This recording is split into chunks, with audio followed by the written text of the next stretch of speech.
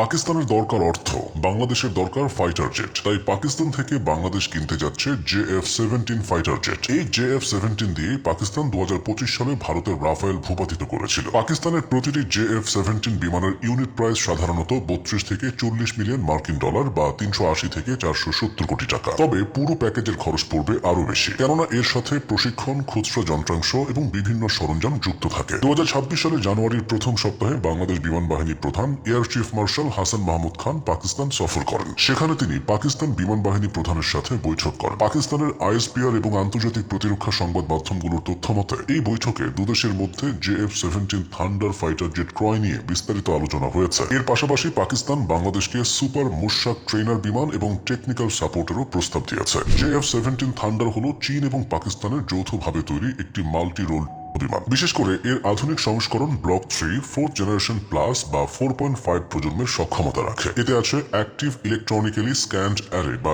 AESA radar এবং দূরপাল্লার PL-15 missile, যা আকাশকে করে তোলে শক্তিশালী। বাংলাদেশের জন্য এটি আকর্ষণীয় হওয়ার প্রধান দুটি কারণ হলো দাম ও খরচ। ইউরোপীয় বা আমেরিকান বিমানের তুলনায় এর দাম অনেক কম, ফলে কম বাজেটে বেশি সংখ্যক বিমান কেনা সম্ভব। ভূ রাজনীতি 2024-এর রাজনৈতিক পট পরিবর্তনের পর বাংলাদেশ তার সামরিক সরঞ্জামের উৎসের ক্ষেত্রে বৈচিত্র্য খুঁজছে। একক কোনো দেশের উপর নির্ভর না করে একাধিক উৎস থেকে সামরিক সরঞ্জাম সংগ্রহ করা কৌশলগতভাবে নিরাপদ। শুধুমাত্র কিছু বিমান কিনলেই একটি দেশ সামরিকভাবে শক্তিশালী হয়ে যায় না। বাংলাদেশের ভৌগোলিক অবস্থান এবং আগামী চ্যালেঞ্জ মোকাবেলায় প্রয়োজন একটি সুদূর প্রসারী রোডম্যাপ। বাংলাদেশ বিমান বাহিনীকে শক্তিশালী করতে হলে হাই লো মিক্স পদ্ধতি দরকার। শুধু সস্তা JF-17 দিয়ে হবে না, অর্থাৎ কিছু অত্যন্ত উচ্চ ক্ষমতা সম্পন্ন বা হাই এন্ড বিমান যেমন ইউরোফাইটার টাইফুন বা রাফাল থাকতে হবে, যা বিমান বাহিনীকে অন্য উচ্চতায় নিয়ে যাবে। আর এর সাপোর্টে থাকবে বিশাল সংখ্যক লো বা মিড টায়ার বিমান যেমন JF-17 বা চীনের J-10C, যা আকাশ সীমা পাহারায় থাকবে। শোনা যাচ্ছে বাংলাদেশ ইতালির কাছ থেকে ইউরোফাইটার টাইফুন কেনার ব্যাপারেও আগ্রহী।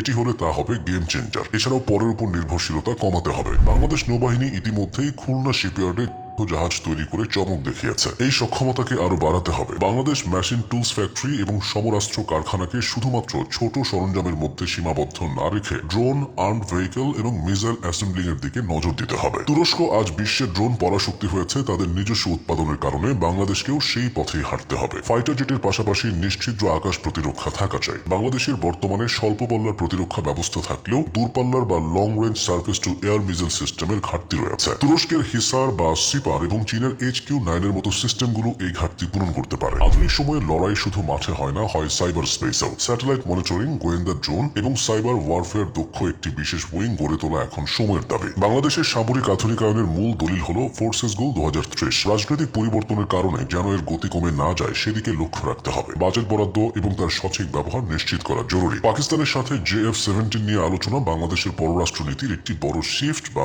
পরিবর্তনের ইঙ্গিত দেয়। সামরিক শক্তি মানে কাউকে আক্রমণ করা নয়, তবে নিজস্ব সক্ষমতা থাকা চাই।